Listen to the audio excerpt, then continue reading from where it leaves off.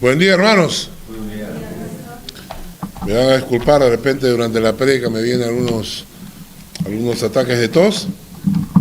Todavía no se soluciona este problema, pero como le decía a Dios hoy día temprano cuando estaba orando, le decía, con tos y sin brazo, igual vamos a predicar la palabra, ¿no? Hasta que el Señor nos dé la oportunidad.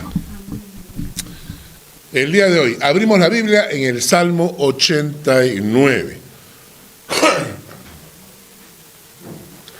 Salmo 89.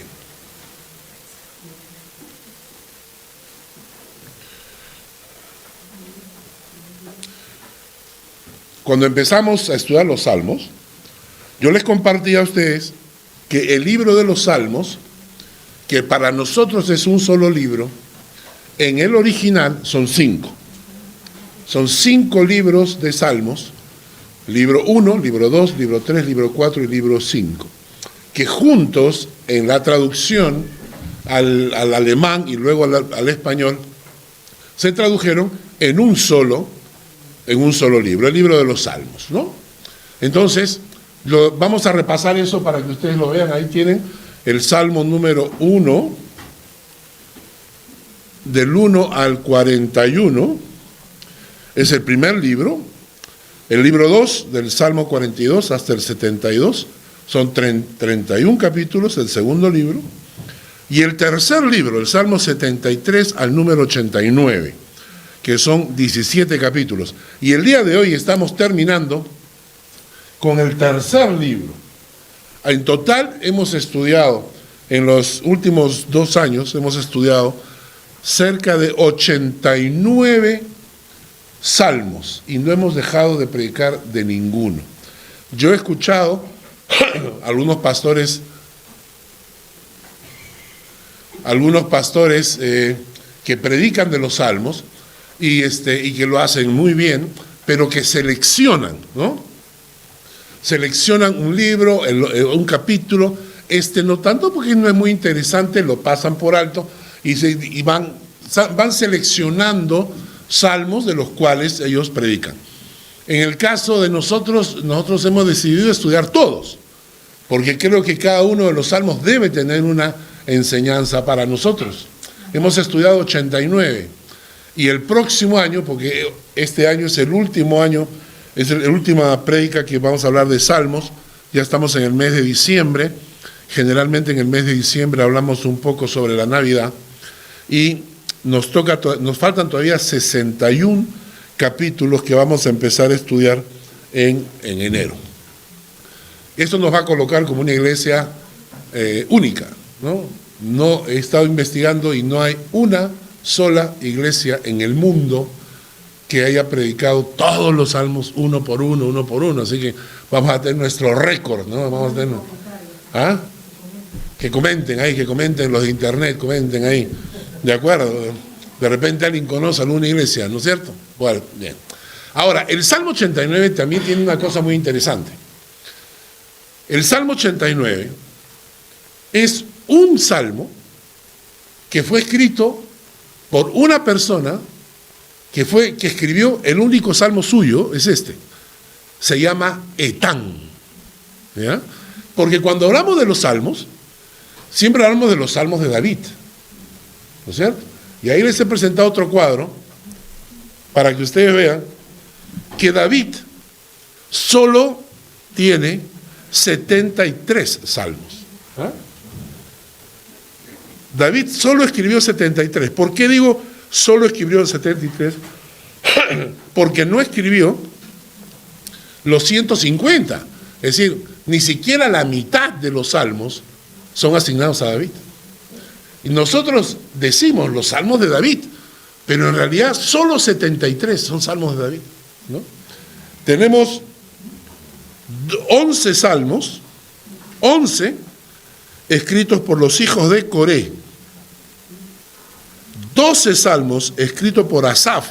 ¿Recuerdan cuando hablamos de Asaf, el director de coro y además profeta? Mencionando nosotros a Daniel Wong, que es nuestro director de coro acá, que entonces que era la función del director de coro, un día de estos probablemente Danielito va a aparecer con alguna profecía, entonces ya queda con el título de Asaf. Entonces Asaf escribe 12 salmos, ¿no? Salomón, el hijo de David, escribe dos salmos. Emán escribió el Salmo 88, que lo estudiamos la semana pasada. Emán, no lo escribió David, Emán. Etán escribe y el Salmo 90 lo escribe Moisés. En realidad, es un canto que Moisés escribe cuando vivió y que luego es insertado en el libro de los Salmos. Y tenemos 49 salmos que son huérfanos de autor. Es decir, que no se sabe quién es el autor, no registraron derechos de autor sobre 49 salmos, y ustedes pueden entablar una reclamación legal de derechos de autor y se apropian de alguno de estos. Son 49 salmos que no sabemos de dónde aparecieron. Ahora, el día de hoy vamos a hablar acerca del Salmo 89, que es el Salmo de Etán. ¿Quién era Etán? Etán era un viejito sabio. Un viejito sabio. Y miren cómo lo comparan a él. Vamos a leer Primera de Reyes, capítulo 4, versículo 31. Primera de Reyes 4, 31.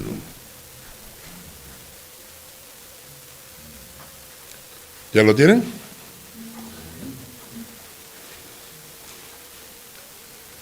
Primera de Reyes 4, 31. Ahí está en la pantalla. Dice: aún más sabio que todos los hombres, está hablando de Salomón, el hijo de David, el hijo del rey David. Y Salomón, ustedes saben que fue considerado el rey más sabio y el hombre más sabio que pisó la tierra. Y escribió los proverbios, 31 capítulos de proverbios que son llenos de sabiduría. Entonces este versículo está hablando de Salomón y dice: aún fue más sabio que todos los hombres, está hablando Salomón, más que Etán Esraelita, y que Emán, Calcol y Narda, hijos de Maol, y fue conocido entre todas las naciones alrededor, ¿no? Para Valentina, para Luis Carlos, ¿no? Para Daniel, para sus próximos hijos. Acá tienen una lista de nombres muy, muy interesantes, ¿no? Etán, Emán, Calcol, Darda, Maol, son nombres originales. Entonces, lo que está diciendo acá el pasaje es que Salomón lo comparan con Etán. O sea, este versículo que dice: fue más sabio que todos los hombres, más que Etán, quiere decir que Etán era conocido como un hombre muy sabio. Y este hombre sabio escribe el Salmo 89. Y el Salmo 89 tiene dos partes. Hoy día vamos a tratar de estudiar la primera, ¿no? Vamos a tratar de estudiar la primera, si nos da el tiempo, vamos a tratar de estudiar la primera. Y la segunda, que quizás la dejemos para el próximo año, es una segunda parte del capítulo que es absolutamente frustrante, ¿ya? Pero eso lo vamos a ver después. Hoy día vamos a estudiar la primera, ¿de acuerdo? Así que nos vamos a el Salmo 89 y vamos a leer los primeros versículos. Salmo 89, versículos 1 y 2. Las misericordias de Jehová cantaré perpetuamente. De generación en generación haré notoria tu fidelidad con mi boca. Porque dije: para siempre será edificada misericordia, y en los cielos mismos afirmarás tu verdad.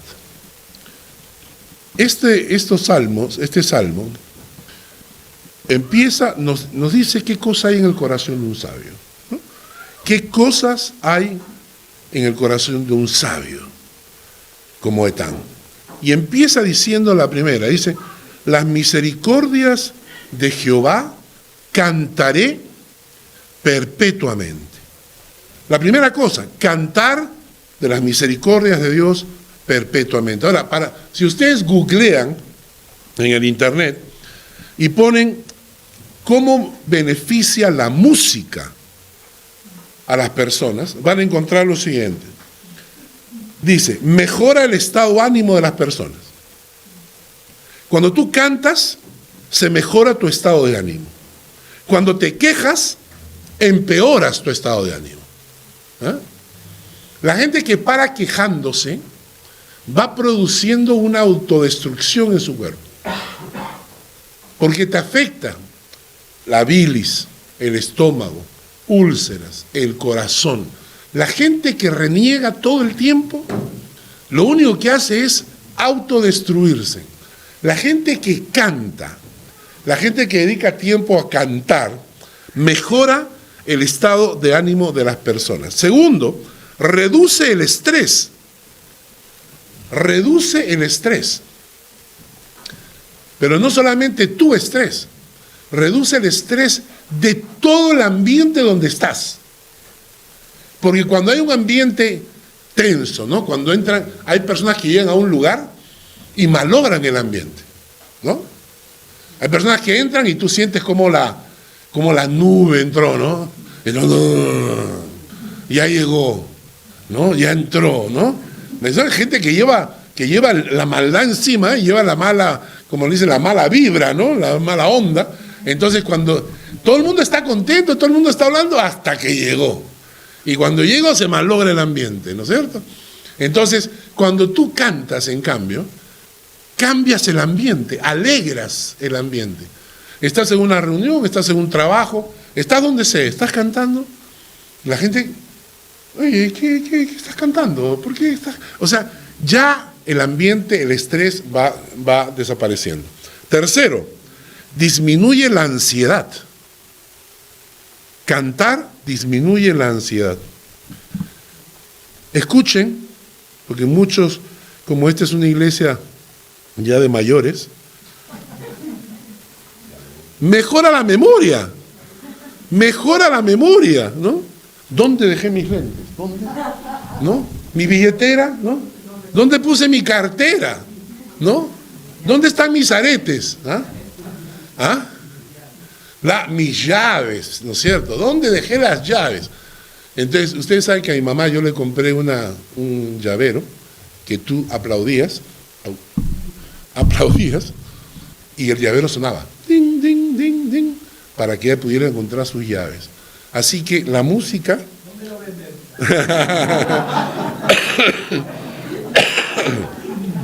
Y por otro lado, alivia el dolor. Cuando te concentras en tu dolor aumenta. Cuando te concentras en tu dolor aumenta. Cuando escuchas música o cantas, te alivia el dolor. Ahora, si todos estos beneficios de cantar cualquier música son buenos, imagínate los beneficios de cantarle al Señor. Imagínate de estarle cantando al que te creó, que nos formó y que tiene el poder de llenar tu corazón. Y esto es importante porque nosotros los cristianos no somos sobrehumanos, no somos superhumanos. Es decir, nosotros los cristianos no somos inmunes a las tensiones, al estrés de la vida diaria, pero cuando nosotros cantamos, sentimos cómo nuestra alma se eleva por encima de los problemas. Y por esa razón es que la Biblia nos enseña y nos repite hasta el cansancio que deberíamos cantar. ¿Por qué es importante cantar para los cristianos? Uno, es una forma automática de alabar a Dios, ¿no es cierto? Es una forma automática de hablar con Él. Es una forma automática de adorarlo. La oración, la adoración proviene de lo profundo de tu corazón. Nos ayuda a acercarnos a Dios, incluyendo cuando nos sentimos aislados. Cantar solo tiene beneficios. Nos permite, inclusive, como dice el autor, nos permite testificar de las misericordias de Dios. Cuando tú cantas, la gente está escuchando la letra. Y muchas veces esa letra es la que está hablándoles al corazón. Por eso, hermanos, nosotros deberíamos convertirnos en cantores del Señor. Ahora, usemos todos los recursos que tenemos a la mano. Tenemos el Internet, el YouTube, el Spotify, el MP3, el teléfono que tiene música. O sea, tenemos todos los recursos posibles. Y entonces aprendamos a cantarle al Señor no solamente el domingo cuando venimos a la iglesia. A veces yo tengo mi tiempo de oración y hay amigos en Lima que me escriben y me dicen, oye, ¿tú es verdad que te levantas a las 4 de la mañana y estás orando hasta las 6 de la mañana? Le digo, bueno, a veces me demoro 2 horas, no siempre, ¿no? A veces es 1 horita, 1 hora y cuarto, ¿no? Y me dicen, ¿cómo haces? Ah? ¿Cómo haces? Porque yo tengo mi lista de oración, ¿no? Yo oro por mi esposa, por mis hijos, por aquí, por allá, por la iglesia, por tal. Y cuando recorro toda mi lista de oración, pues pasaron 8 minutos y medio, 9 minutos, ¿no? 10. Y ya se me acabó el tiempo. Los que oran con lista de oración generalmente oran muy poco. Entonces, lo que pasa es que una gran parte de mi tiempo de oración, yo solamente canto al Señor. Pongo cualquier música de estas cristianas ahí, y cuando estoy escuchando la alabanza me va hablando al corazón y voy cantando con la alabanza. A veces la misma alabanza te permite memorizar textos bíblicos, ¿no es cierto? Entonces, la alabanza te alegra el corazón, te permite recordar en quién has confiado. La alabanza a veces te abre el entendimiento. Estaba yo escuchando una canción, Torre Fuerte, ¿no? Y dice, Torre Fuerte, a él, ¿no? A él irá el justo y será levantado. Y yo decía, qué linda la canción. Y de repente cuando la vuelvo a escuchar, aparece el texto bíblico. Resulta que había sido un texto bíblico. Y yo dije, pero yo he leído este texto, ¿dónde está? Y entonces lo volví a repasar. Y cuando tú cantas, memorizas textos bíblicos. Cuando le enseñamos a los niños canciones cristianas basadas en textos bíblicos, le estás enseñando la palabra de Dios. Cantar es bueno. Pónganlo eso como una de sus metas. Y era la meta de Etán, el hombre sabio, ¿no? El hombre escribe y dice, las misericordias de Jehová cantaré perpetuamente. Y otra cosa que hace el canto al Señor es que moviliza fuerzas espirituales. Porque cuando tú estás adorando a Dios, se movilizan fuerzas espirituales. ¿Qué estaba haciendo Pablo y Silas en la cárcel? Estaban cantando a medianoche. Y estaba Pablo con el cepo. ¿Saben qué es eso? O sea, tenía sus piernas, sus pies, metidos en una madera, ¿no? Se levantaba la madera, metían los pies, cerraban, le ponían candado. Entonces no estaba parado. No es que Pablo estaba en la cárcel cantando, viendo televisión, ¿no? No estaba escuchando YouTube, ¿no? Estaba Pablo preso en la cárcel de más abajo, por donde corrían todas el agua el desagüe. O sea, imagínate, uno en medio, una cárcel, por donde en medio van pasando todas las aguas sucias, ¿no? Y Pablo estaba ahí con Silas, estaba preso de los pies, no podía moverse, ¿eh? Y cuidado que te da ganas de ir al baño. Estás metido ahí, y en ese momento, ¿qué hace Pablo y Silas a medianoche? ¿Por qué a medianoche? ¿Quién va a dormir? Pues a medianoche, ¿quién duerme en esa situación? Y entonces, ¿qué hacen ellos? Ellos responden a la mala situación que les toca pasar cantando. Y esa es la respuesta de un hijo de Dios cuando te toca pasar por adversidad. Cuando la estás pasando mal, ¿tú cómo la enfrentas? Nos quejamos, reclamamos a Dios. ¿Qué le decimos? O te enfrentas como Pablo y Silas. Imagínate, ¿cómo te enfrentas ante los momentos de adversidad? Cantando himnos al Señor. Y eso cambió la perspectiva, no solamente en el corazón de Pablo y Silas, cambió la perspectiva en el cielo, porque los ángeles intervienen. Dice la palabra de Dios que nuestros cantos, nuestras oraciones llegan como incienso delante del trono de Dios. Así que cuando Pablo y Silas estaban cantando, su canto estaba llegando ante el trono de Dios. Y los ángeles estaban ahí con Dios. Señor, ¿están escuchando? Están cantando, Pablo y Silas están cantando. Sí, están metidos en la cárcel. Pues vamos a sacarlos, pues. Bueno, pues vamos a sacarlos. Y se aparece el ángel y ¡pum! Se abren todas las puertas, se caen todos los candados, se abren todas las cerraduras. ¿Y cómo impacta esto? Porque el carcelero quiere matarse, porque piensa que todos han escapado. Y cuando Pablo sale dice, no te mates, acá estamos todavía. Y en ese momento el carcelero, o sea, su vida es transformada. Se arrodilla Pablo, ¿y ahora qué hago? Y Pablo le contesta esa frase tan importante: cree en el Señor Jesucristo y serás salvo tú y tu casa. Y por eso Etán nos exhorta, hermanos, a cantar. Nos motiva a cantar, a tener tiempo de alabanza. No permitas que pase un solo día sin que tengas un tiempo de alabanza a solas con Dios. La segunda cosa que nos dice Etán, en el versículo 1, dice, de generación en generación haré notoria tu fidelidad con mi boca. De generación en generación haré notoria tu fidelidad con mi boca.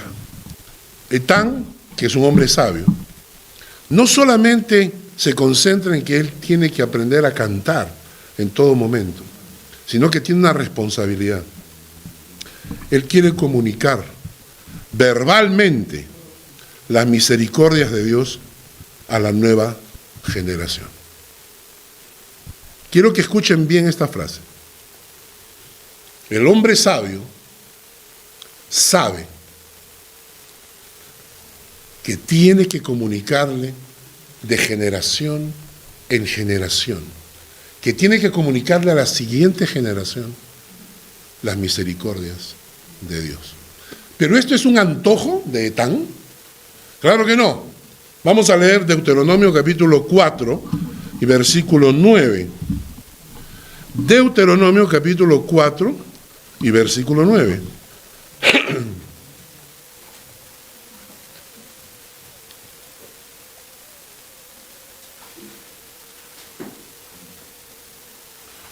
Deuteronomio 4, 9.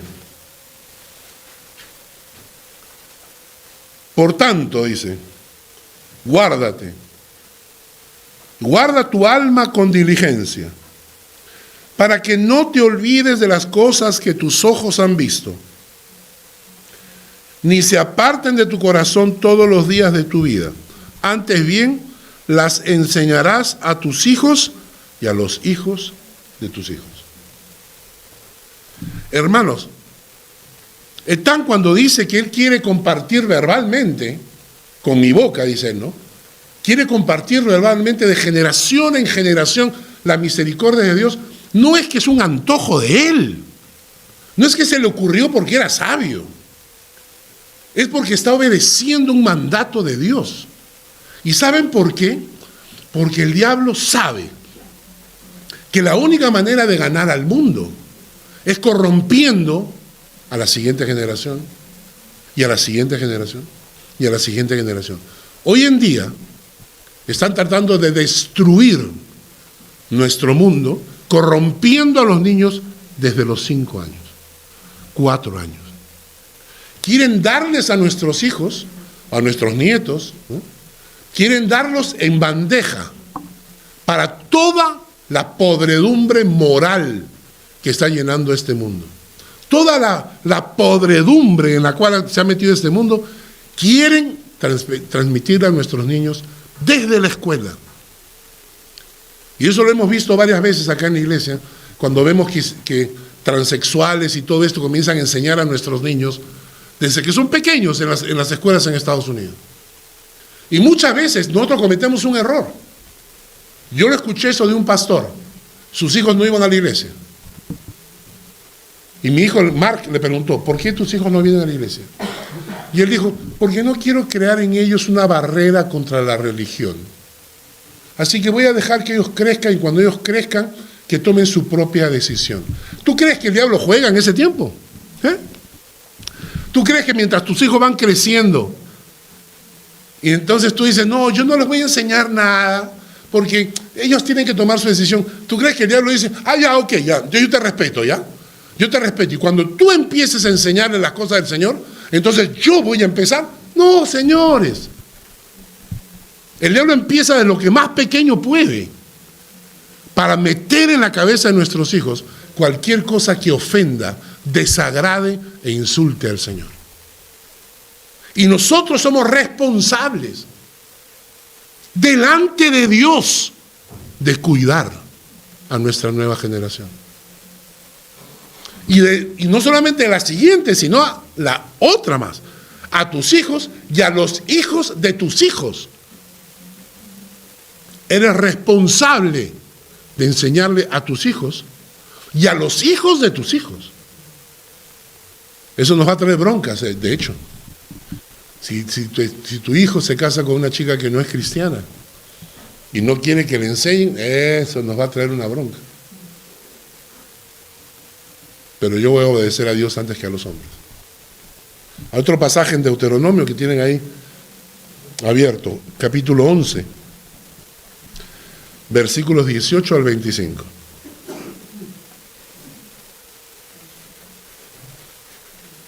Deuteronomio 11, 18 al 25. Y mientras lo buscan, yo alguna vez prediqué esto en la iglesia nuestra hace unos años atrás. Y le dije así a la gente. Le dije, tú de repente puedes ser ateo. O sea, de repente tú vienes a la iglesia porque tu mujer viene a la iglesia. De repente tú no crees. Pero si hay la posibilidad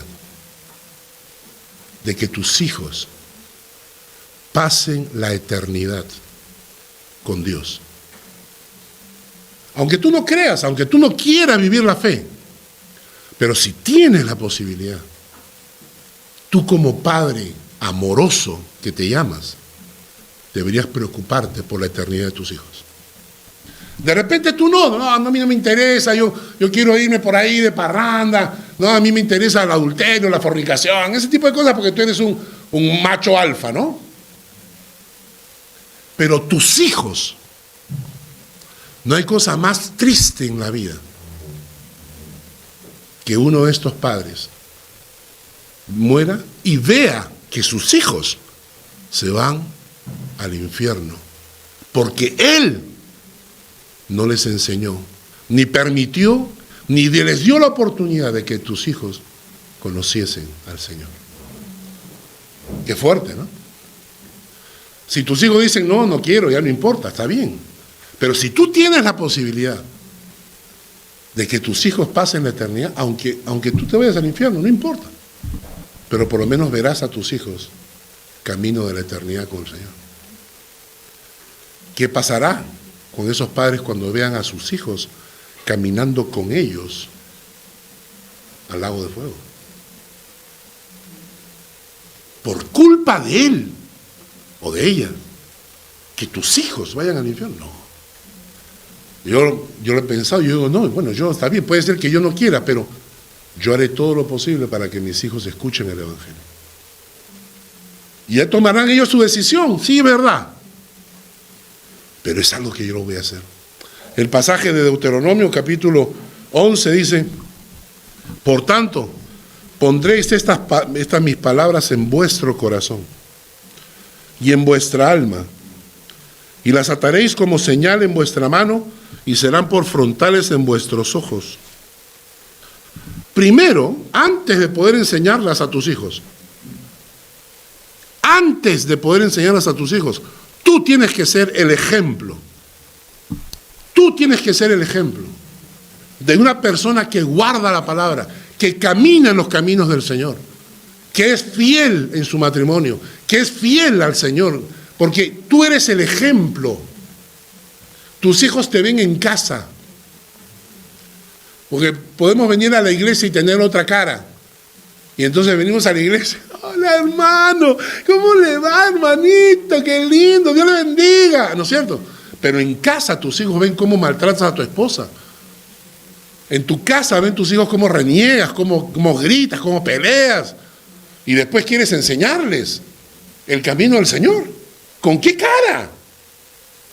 ¿Con qué cara? ¿Tú sabes lo que pasa cuando unos hijos se enteran del adulterio del padre? ¿Tú sabes lo que puede pasar cuando se enteran del adulterio de la madre? Les destruyes el alma y les destruyes la fe.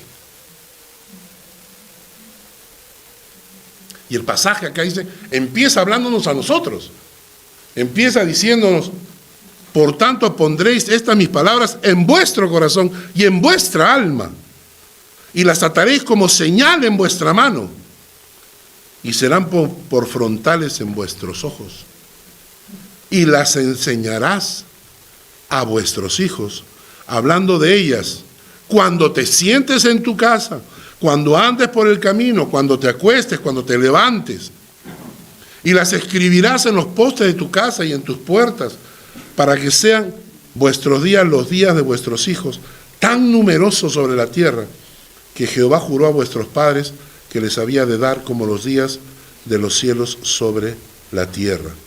Porque si guardareis cuidadosamente todos estos mandamientos que yo os prescribo para que los cumpláis, y amareis a Jehová vuestro Dios, andando en todos sus caminos y siguiéndole a Él. Escucha, Jehová también echará de delante de vosotros a todas estas naciones. Desposeeréis naciones grandes y más poderosas que vosotros. Todo lugar que pisare la planta de vuestro pie será vuestro, desde el desierto hasta el Líbano, desde el río Éufrates hasta el mar occidental, será vuestro territorio. Nadie se sostendrá delante de vosotros, y temor de vosotros pondrá Jehová vuestro Dios sobre toda la tierra que pisareis, como Él les ha dicho. Y mira una cosa interesante. Y cuando tú le enseñas a tus hijos la palabra, cuando tú enseñas a la siguiente generación la palabra, cuando tú le dices, mira, este es el mensaje de Dios, esta es la misericordia de Dios, esto es lo que Dios quiere hacer con nuestras vidas, en algún momento tus hijos te preguntarán, ¿por qué haces esto, papá? ¿Por qué haces esto, mamá? ¿No? ¿Por qué lo haces? Y ustedes le van a contestar exactamente lo que dice la palabra, en el versículo 26. Eso tenemos que decir a nuestros hijos alguna vez. He aquí yo pongo delante de vosotros la bendición y la maldición. La bendición, si oyere los mandamientos de Jehová vuestro Dios, que yo prescribo hoy. Y la maldición, si no oyereis los mandamientos de Jehová vuestro Dios, y os apartareis del camino que yo os ordeno hoy, para ir en pos de diversos dioses ajenos que no habéis conocido. Y en algún momento, cuando tus hijos te pregunten, tú les dirás, yo les enseño la palabra, aunque les moleste.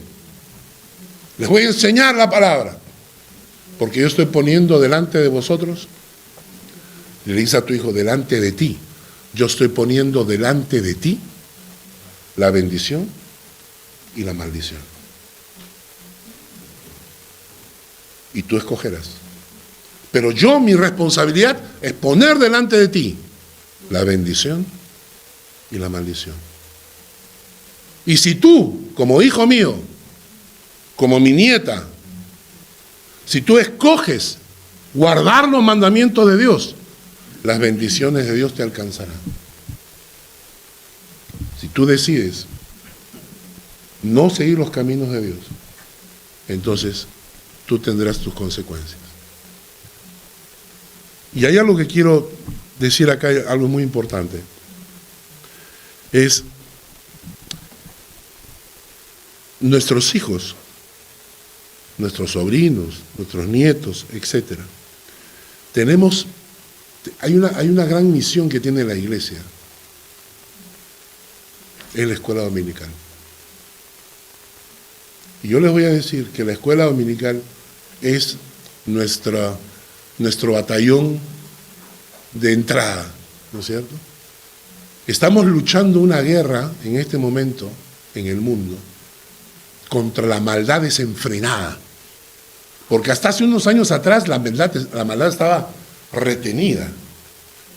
Porque la iglesia, por el testimonio de la iglesia era respetada.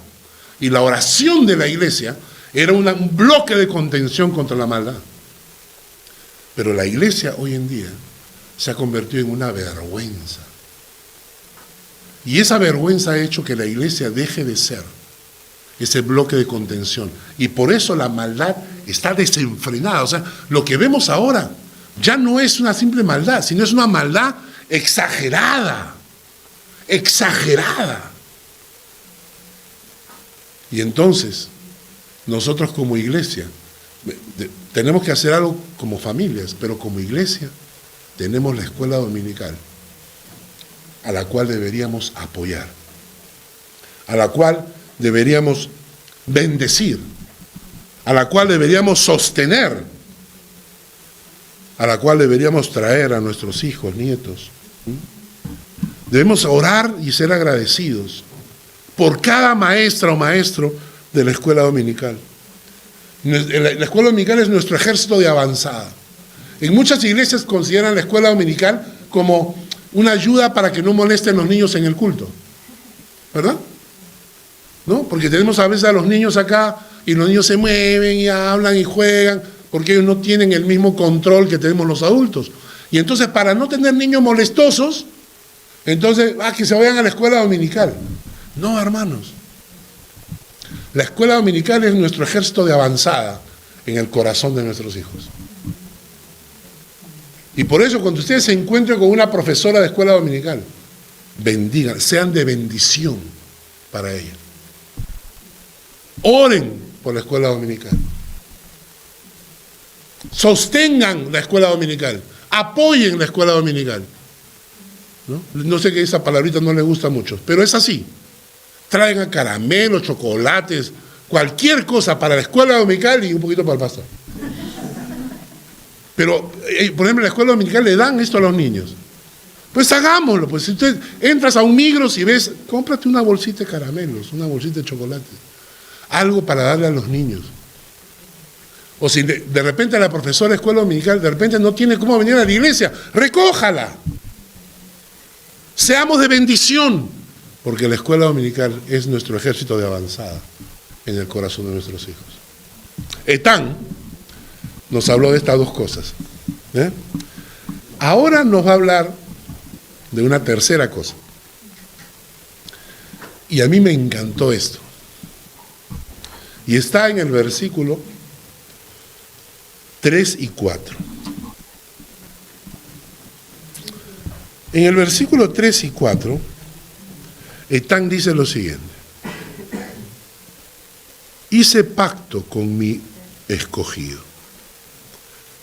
Juré a David mi siervo diciendo: para siempre confirmaré tu descendencia y edificaré tu trono por todas las generaciones. Selah. Etán, en el Salmo 89, recibe un tipo de revelación de Dios. Miren ustedes el versículo 19. El versículo 19 dice: entonces hablaste en visión a tu santo. Y ese término ahí está hablando de él, del mismo Etán. Dice, entonces hablaste en visión a tu santo, a Etán mismo, y le dijiste: he puesto el socorro sobre uno que es poderoso. He exaltado a un escogido de mi pueblo. Hallé a David mi siervo, lo ungí con mi santa unción. Entonces, Dios se le revela en visión a Etán y le dice: Etán, te voy a decir un secreto. He hecho un pacto con David. Repitamos los versículos 3 y 4. Hice pacto con mi escogido, juré a David mi siervo, diciendo: para siempre confirmaré tu descendencia y edificaré tu trono por todas las generaciones. Ahora, ¿qué significa pacto? Es interesante porque hemos escuchado este término varias veces y lo hemos estudiado. Los que están estudiando los miércoles doctrinas fundamentales, hemos estudiado el nombre Jehová, el tetragramatón, JHWH, Jehová, o también traducido como Yahvé, que significa, que es el nombre que utiliza el Dios de los pactos, dijimos. El Dios que se relaciona con el hombre. El Dios que se relaciona con el hombre. Porque el Dios de la creación utiliza el nombre de... ¿El Dios de la creación qué nombre utiliza? Elohim. Es el Dios todopoderoso, el Dios eterno, ¿no? El Dios inmutable, el Dios que no cambia, ¿no? El Shaddai, Dios todopoderoso, ¿no? El Ayón, ese tipo de nombres son el Dios eterno. Esos son los nombres de Elohim. Pero cuando se utiliza el nombre de Jehová, es el Dios de los pactos, el Dios que hace pactos con el hombre. La palabra pacto, en el hebreo, significa alianza. ¿De dónde se deriva el nombre? Alianza. La alianza matrimonial. El término pacto literalmente significa una alianza de nivel conyugal, donde dos personas unen su vida para siempre, para las buenas, para las malas, donde cada una de las partes tiene una responsabilidad. Y que cuando las dos partes cumplen, entonces esa alianza se torna en bendición. Cuando una de las partes no cumple, entonces esa alianza conyugal empieza a correr el peligro de degradación. Eso se llama pacto. Entonces, cuando la Biblia dice que Dios hace un pacto, siempre nos involucra. Es decir, Dios te promete bendición, compañía, protección, ayuda, está a tu lado. Pero el pacto tiene la otra contraparte, que es la tuya. Mucha gente cree que Dios guarda su pacto así nomás. Y la Biblia menciona que si guardareis mis mandamientos, sí, entonces, ¿verdad? Entonces es el Dios de los pactos. Lo interesante es que la Biblia menciona que Dios hace pactos con los hombres, ¿no? El pacto, como les repito, ilustra el vínculo matrimonial. Hay un pasaje que quiero que lo leamos, Malaquías 2:14. Y esto va para todos los que están casados, o los que estuvieron, o los que estarán. O los que estarán. Algunos están orando por eso. Malaquías 2:14 nos dice: mas diréis, ¿por qué?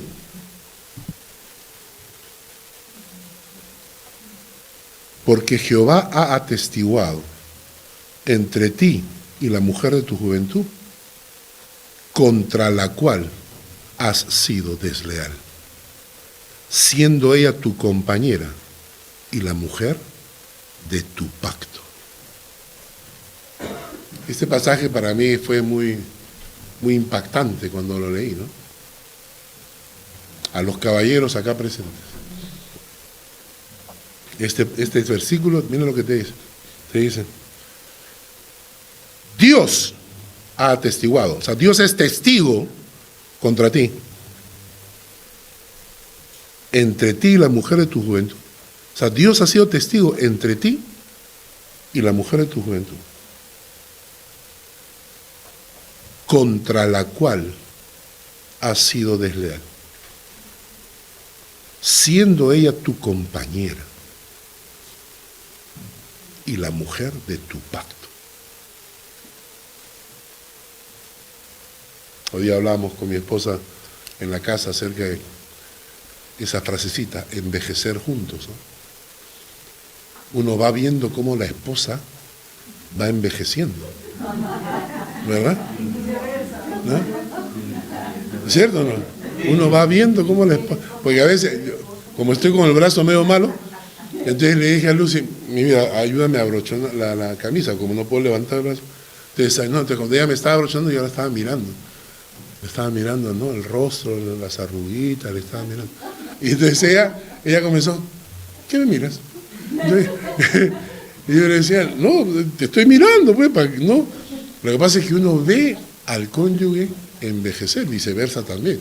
O sea, nosotros vemos cómo las arrugas van apareciendo y todo. La mujer va viendo cómo la barriga va creciendo, ¿no?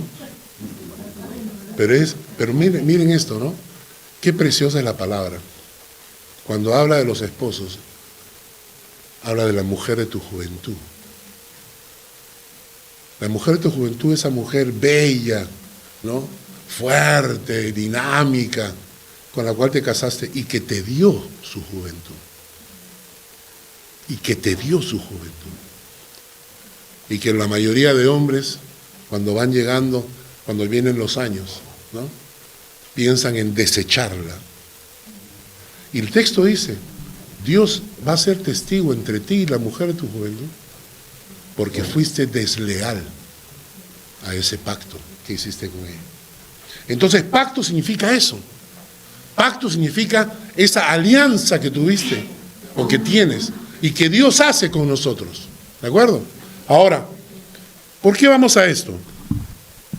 Porque Dios hace pactos con los hombres. Hizo un pacto con Noé. Tienen el texto ahí, Génesis 9, que no lo vamos a leer por tiempo. Pero en Génesis 9, Dios hizo un pacto con Noé y le dijo, nunca más habrá diluvio sobre la tierra. ¿Por qué? Porque no voy a volver a exterminar a la humanidad de esta manera. Y el pacto va a tener un sello, el arco iris, que es maltratado hoy en día justamente por la inmoralidad. Utilizan el arco iris como representación, como burla de la santidad de Dios. Es una burla a la santidad de Dios. El arco iris representa que Dios exterminó a la humanidad con un diluvio por su maldad. Y ahora la gente está utilizando eso como representación de su propia maldad.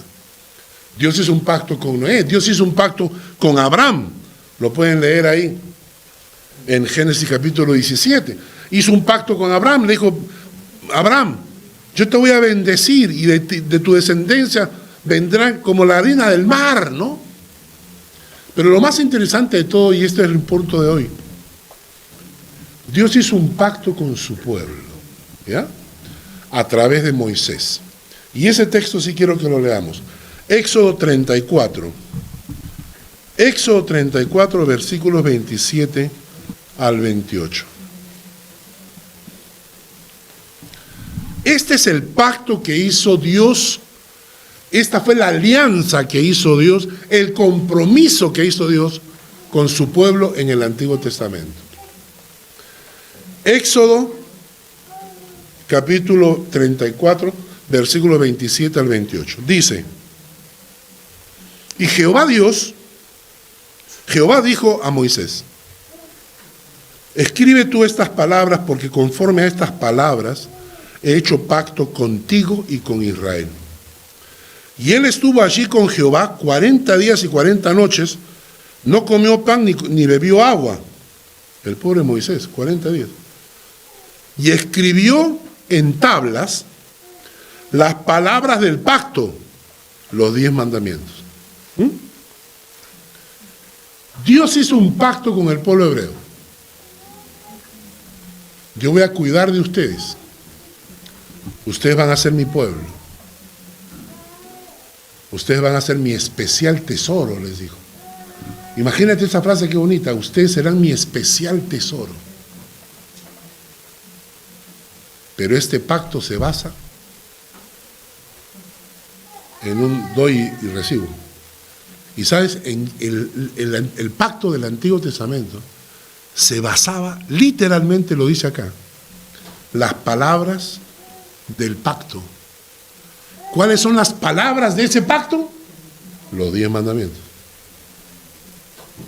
¿Entendieron? Las palabras del pacto que Dios hizo con el pueblo hebreo eran los 10 mandamientos.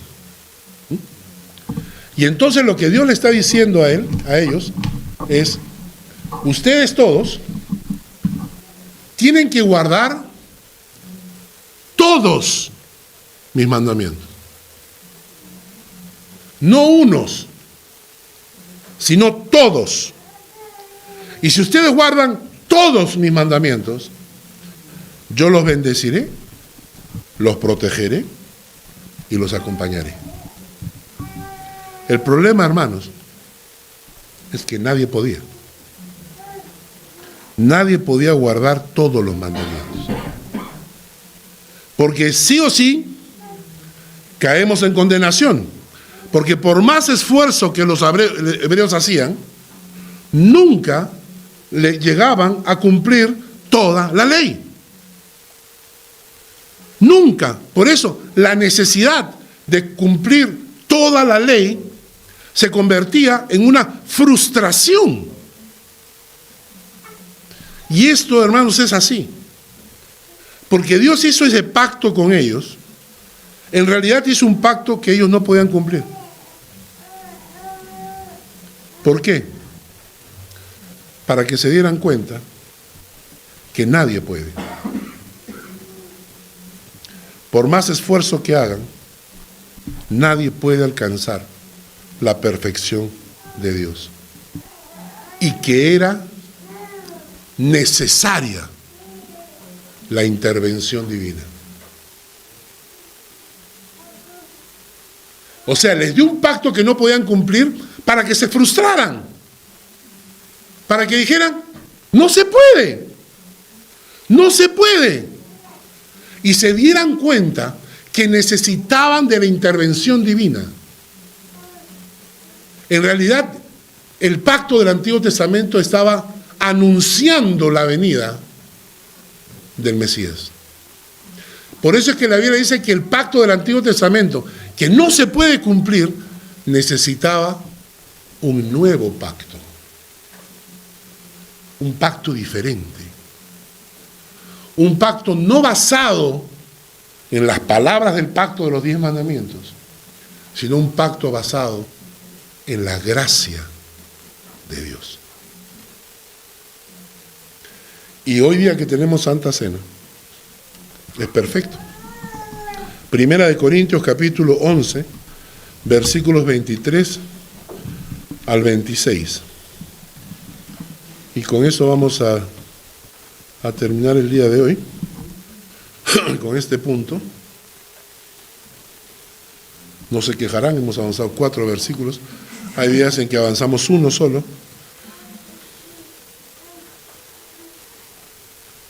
Y aquí se nos dice que era necesario un nuevo pacto, ¿ya? Mira,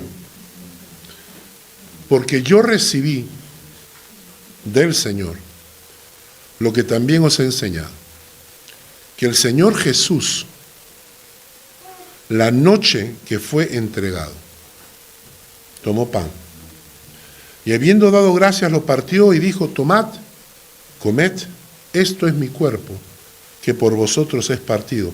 Haced esto en memoria de mí.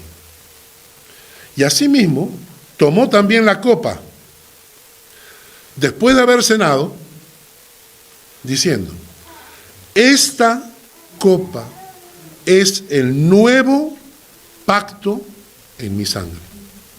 Es el nuevo pacto en mi sangre. Haced esto todas las veces que la bebiereis en memoria de mí. Así que, pues, todas las veces que comiereis este pan y bebiereis esta copa, la muerte del Señor anunciéis hasta que Él venga. Es el nuevo pacto en mi sangre. Entonces, el pacto del Antiguo Testamento, el pacto hebreo, lo único que era mostrarnos que éramos incapaces de guardarlo. Alguien me preguntó, le dije, fácil. Alguien me dijo, ¿qué puedo hacer para llegar al cielo? Le dije, fácil. Guarda todos los mandamientos. Y él me dijo, no se puede. Ok, pues te vas al infierno. No, pero quiero irme al cielo. Está bien, guarda todos los mandamientos. Sí, pero no puedo. Te vas al infierno. Pero quiero irme al cielo. Pero guarda todos los mandamientos. ¿Qué más quiere que te diga? Pero no puedo. Correcto, no puedes. Necesitas de la intervención divina. Necesitas que Dios intervenga y por un acto de gracia te salve, te perdone y te dé vida nueva. Y ese es el nuevo pacto. El nuevo pacto no es que yo tengo que cumplir todos los mandamientos, así no. No, el nuevo pacto va firmado con sangre, porque es nuevo pacto de sangre. Firmado con la sangre de Cristo derramada en la cruz.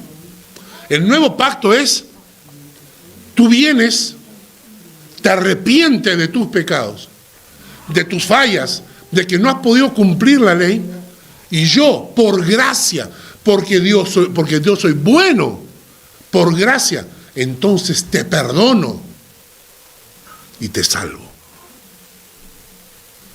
Pero ahí queda la cosa. Vamos a leer Ezequiel, porque aquí se describe el pacto. Jeremías 31. Acá se describe el pacto que Dios firma con sangre con aquellos que son sus hijos. No es un pacto con el mundo, es un pacto con aquellos que han llegado a ser hijos de Dios. Voy a repetir esa frase. No es un pacto de Dios con el mundo. Es un pacto que Cristo ha firmado por medio de su sangre para aquellos que llegaron a Él pidiéndole perdón, arrepentimiento. Y le dijeron, Padre, te necesito, porque no puedo cumplir toda la ley. Señor, necesito un acto de gracia de parte tuya. Necesito que tú me perdones porque no puedo. Entonces, con esas personas, Dios firma un pacto, un nuevo pacto. Y dicho sea de paso, ahora entienden por qué los judaizantes están completamente fuera de lugar. Son una secta. Porque los judaizantes quieren decirnos que el antiguo pacto todavía tiene vigencia. Y si el antiguo pacto tiene vigencia, la muerte de Cristo en la cruz fue por gusto. ¿De acuerdo? Ahora, miren lo que dice Jeremías. Y quiero que lo entiendan, hermanos, porque esta es la forma de saber si somos hijos de Dios o no. Jeremías 31, versículo 31. Capítulo 31, versículo 31. He aquí que vienen días, dice Jehová, en los cuales haré un nuevo pacto con la casa de Israel. Nosotros somos el Israel espiritual. Y con la casa de Judá.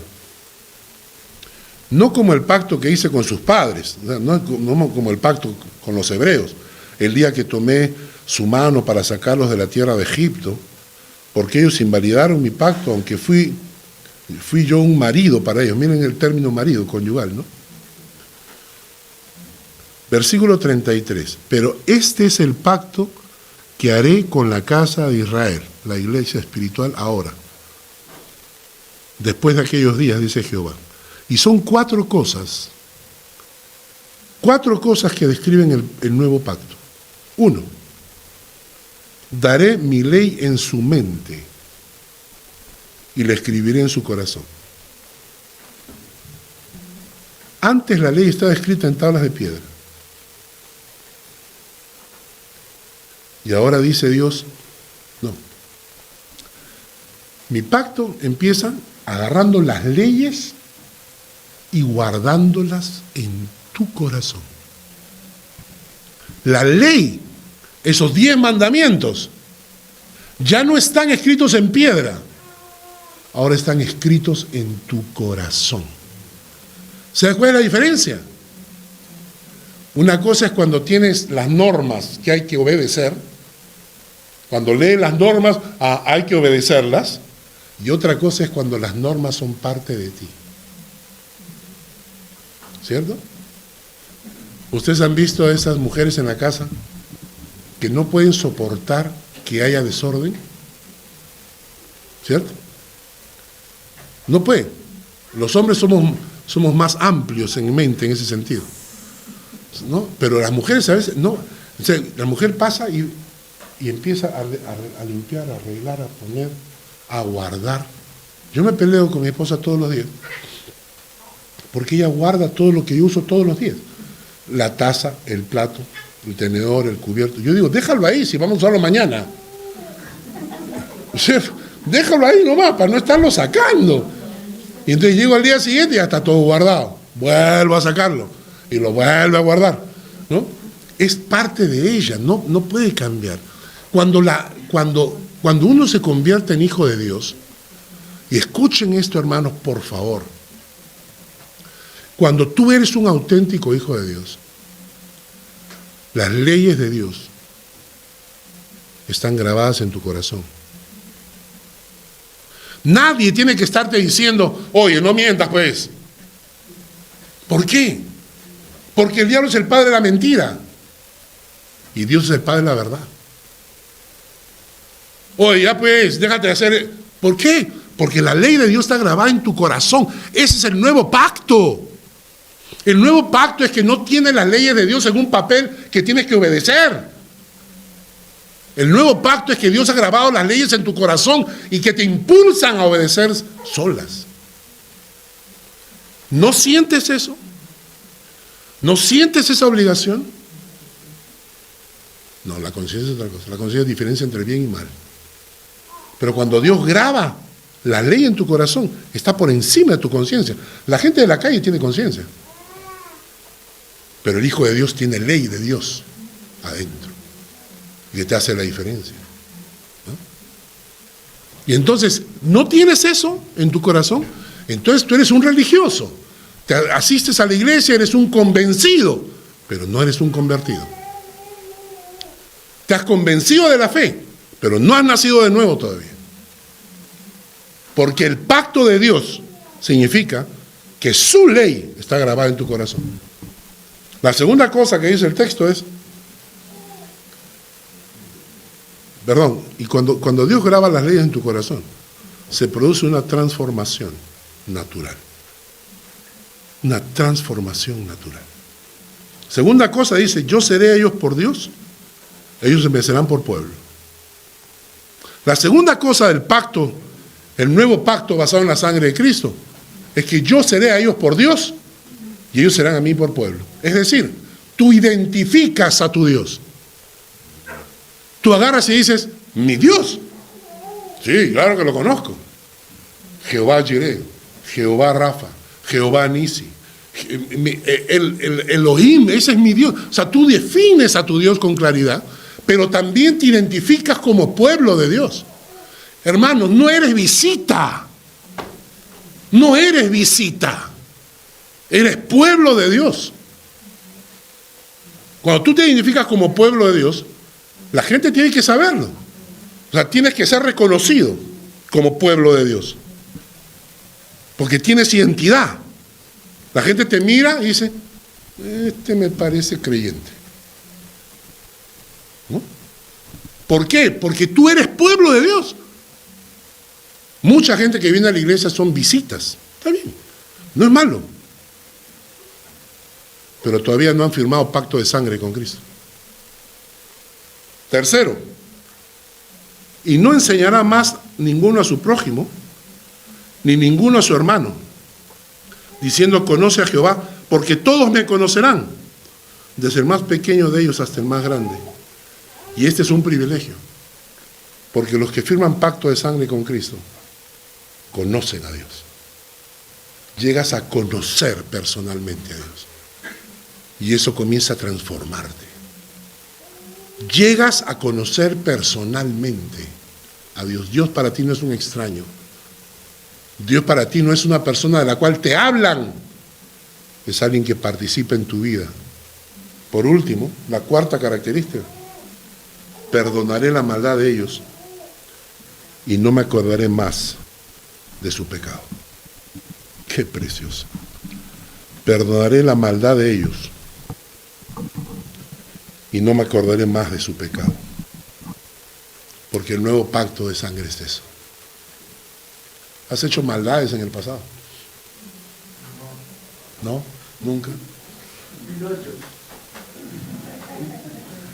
¿Has hecho algo que te arrepientes en el pasado? Quizás la gente no lo sabe. Alguien me preguntó: ¿cómo es posible que hayan pastores que hayan caído tan vergonzosamente? Y yo contesté: la diferencia entre unos pastores y otros es que unos saben ocultar mejor su pecado. ¿Cuál es la diferencia entre los creyentes buenos y los creyentes malos? Que los creyentes malos son sonsos y se rebelan. Pero cuando la Biblia dice que Cristo interviene en tu vida, toda esa basura del pasado, Él viene y limpia. Y te limpia. Y agarra, y hay una cosa preciosa, dice, que agarra tus pecados y se los lleva a lo profundo del mar. Y los tira en lo profundo del mar. Los que hemos hecho crucero, en la noche a veces te levantas, sales al balcón, en la cabina, estás viendo el mar, en medio del Mediterráneo, en medio del mar donde estás, y no hay un alma, no hay nadie. Y ahí agarras cualquier cosa y la tiras. ¿Quién lo va a encontrar? Y Dios agarra nuestros pecados y lo tira en lo profundo del mar. Te pregunto, ¿has entrado en pacto con Dios? Tú puedes decir que has firmado pacto de sangre con Cristo. ¿Alguna vez lo has hecho? ¿Perteneces al pueblo de Dios? ¿Eres identificable como pueblo de Dios? ¿La gente te identifica como pueblo de Dios? ¿Te das cuenta que tienes las leyes de Dios grabadas en tu corazón, que te impulsan a vivirlas en forma natural? Las leyes de Dios las siento, están en mi corazón. Amo la santidad. Me molesta el pecado. Yo puedo identificar con claridad a Dios y soy identificado como pueblo, no como visita, como pueblo de Dios. Y el pueblo de Dios trabaja por el pueblo de Dios. Y tú dices que faltan. El pueblo es mi familia, acá estoy. Y trabajo y ayudo y apoyo y sostengo, porque soy pueblo de Dios. Puedo decir, conozco personalmente a Dios. Y por último, sientes la libertad de saber que Él te ha limpiado y que te ha perdonado. ¿Saben cuándo ocurre todo eso?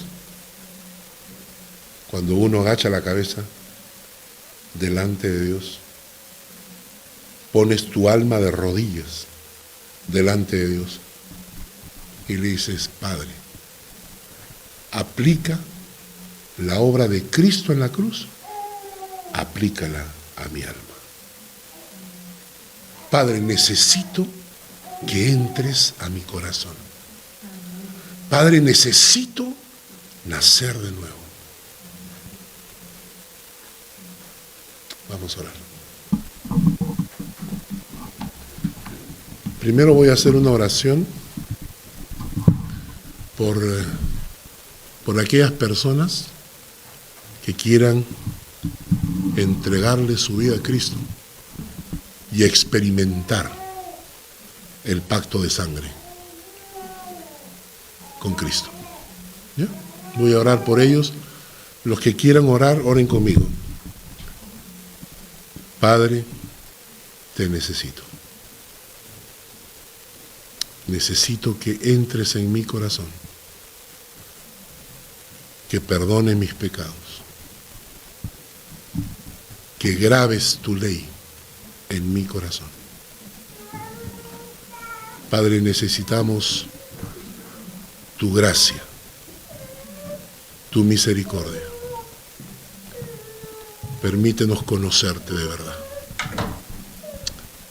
Gracias por el nombre de Jesús. Amén. El Señor te bendiga y te guarde. El Señor haga resplandecer su rostro sobre ti y tenga de ti misericordia. El Señor alce sobre ti su rostro y ponga en ti paz.